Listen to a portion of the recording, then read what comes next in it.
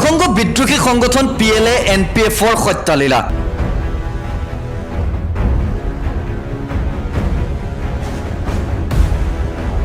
মণিপুৰত সতীৰ্থৰ ওপৰত চলোৱা এম্বুছৰ প্ৰত্যুত্তৰ দিব ভাৰতীয় সেনাই NSCNৰ দৰেই পেৰা SFে মুহূৰ্ততে শেষ কৰিব পাৰে বিদ্ৰোহীৰ গোপন শিবিৰ সেনা প্ৰমুখৰ নিৰ্দেশৰ পাছতেই ম্যানমাৰ সীমান্তত এইবাৰ সেনাৰ ব্লুপ্ৰিণ্ট প্ৰথমে চাইলক এই দৃশ্য বিগত সময়ছোৱাত অসম ৰাইফলছৰ জোৱানৰ ওপৰত চলোৱা আক্ৰমণৰ পাছতেই এনেদৰে পেৰা SFে মুহূৰ্ততে শেষ কৰিছিল NSCNৰ গোপন শিবিৰ যেন সতীৰ্থৰ মৃত্যুৰ এটা প্ৰত্যুত্তৰ দিছিল ভাৰতীয় সেনাই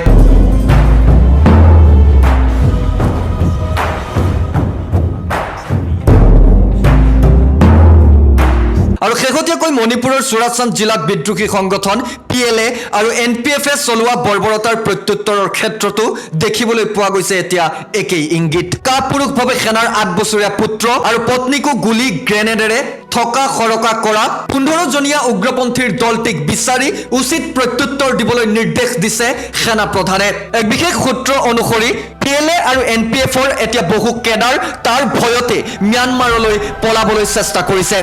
আৰু যি খবৰ ইতিমধ্যে লাভ কৰিছে সেনা বাহিনীও NSCNৰ দৰেই পেৰা SF অথবা অন্য অভিযানকাৰী গোটে মুহূৰ্ততে শেষ কৰিব পাৰে বিদ্ৰোহীৰ গোপন শিবিৰ